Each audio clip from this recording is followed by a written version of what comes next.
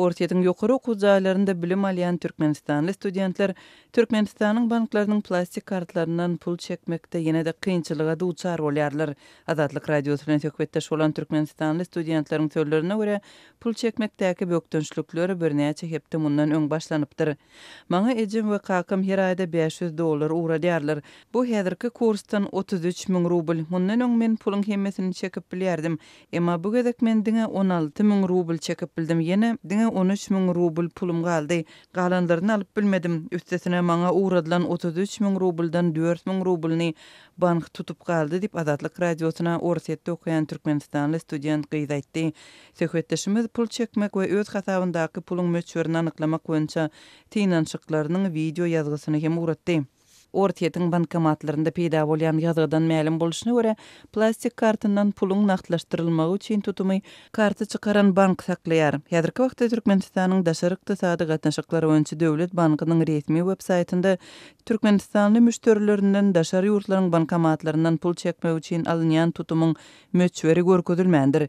Bankyň resmi websaytynda müşteriler üçin yerleşdirilen maglumatda diňe daşary ýurtlaryň bankomatlaryndan peýda alynylanda tutumyň alınıp bilinýänligi ma'lum edilýär. Türkmenistanyň daşary gatnaşyklar banky Visa we Mastercard bank kartlaryndan daşary ýurtlarda peýda alanmak üçin komissiýon tutumyň möçberini 2016-njy ýylyň 15-nji ýanwarynda 1,75% derejesinde görkezipdi.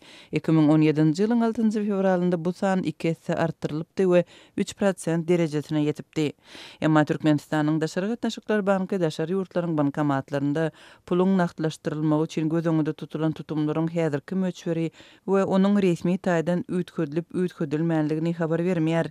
Azatlyk radiosynyň bu maglumatlary Türkmenistanyň daşary gatnaşyklar bankynyň özünden anyklamak boýunça tinançyklary häzirlikçe başa barmady.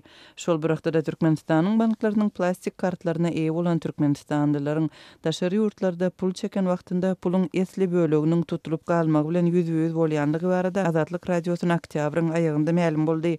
Eger Türkmenistanda çykarylan Visa karty bilen Ortaýyň bankomatlarynda pul çekseň, Türkmen banky 25% möçberinde pulu saklap galýar diýip Azatlygyň Türkmenistandaky habarçysy aýtdy. Azatlyk radiosynyň söhbetdeşleriniň sözlerine görä, bankyň saklaýan tutumynyň 40% ýetýän pursatlary hem bolýar. Pul çekmek üçin edilýän tinançykda bökdünçlük ýa-da puluň berilmeýän halatlary bolýar. Ine häzirki wagtda men diňe 13.000 rubl çekdim, emma bank 5.000 rubly tutup galdy. We bu giň ýaýran problema meniň tanışlarymda da şeýle bolýar diýip Ortaýytda bilim alýan türkmenistanly student aýtdy.